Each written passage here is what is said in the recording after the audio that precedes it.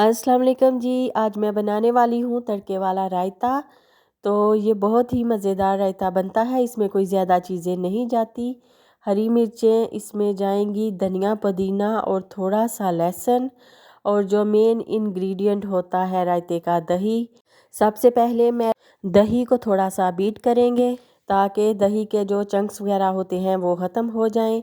और एक लिया मैंने पैन को रखा चूल्हे के ऊपर और फ्लेम ऑन कर दिया। इसको अभी अभी वॉश किया था, तो इसमें जो भी ड्रॉप है पानी के उसे ड्राई कर लेना चाहिए, अदरवाइज़ छींटे बहुत ज़्यादा उड़ते हैं।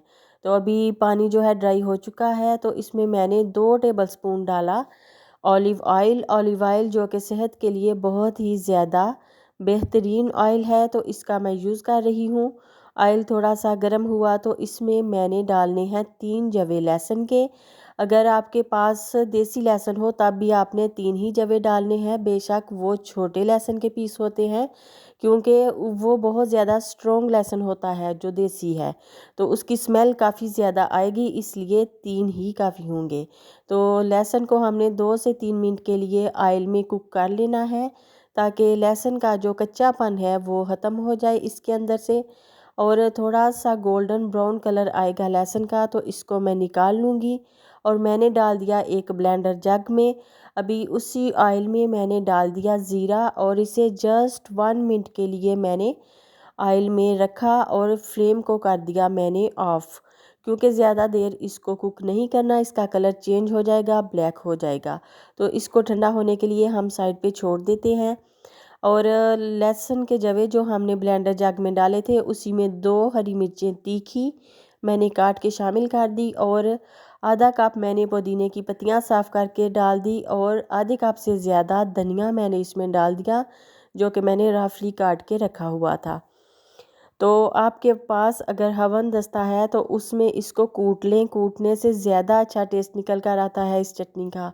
तो मेरे पास वो नहीं है, तो मैं अभी इसमें 2 से 3 टेबलस्पून दही के शामिल कर दूंगी, क्योंकि अगर मैं पानी डालूंगी तो चटनी जो है वो हमारी पतली हो जाएगी, तो मैं इसको पतली नहीं करना चाहती। तो 2 से 3 टेबलस्पून दही के डाल के मैंने इसको ब्लेंडर जग में पीस लिया है। तो देखिए ये चटनी की फॉर्म में आ चुकी है। ये बहुत ही मज़ेदार चटनी है जिसमें हमने लहसुन डाला है। लहसुन का टेस्ट ही बहुत ही कमाल का आता है।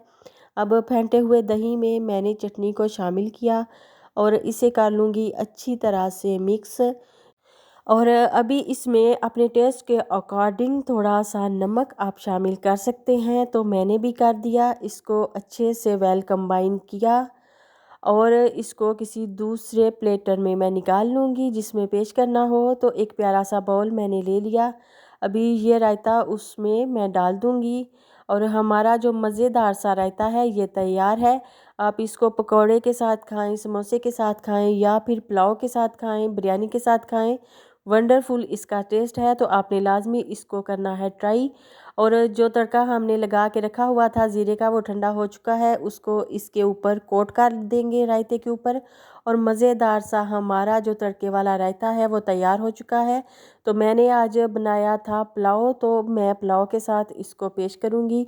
आप जिसके साथ चाहें खाएं, पकोड़े के साथ खाएं, पुलाव के साथ खाएं, ये आपकी मर्ज़ी है। तो कैसा लगा आपको आज का ये रायता?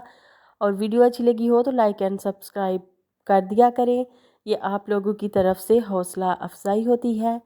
तो मुझे रखिए दुआओं में याद, अपना और अपने प्यारों का रखिए बहुत सारा ख्याल।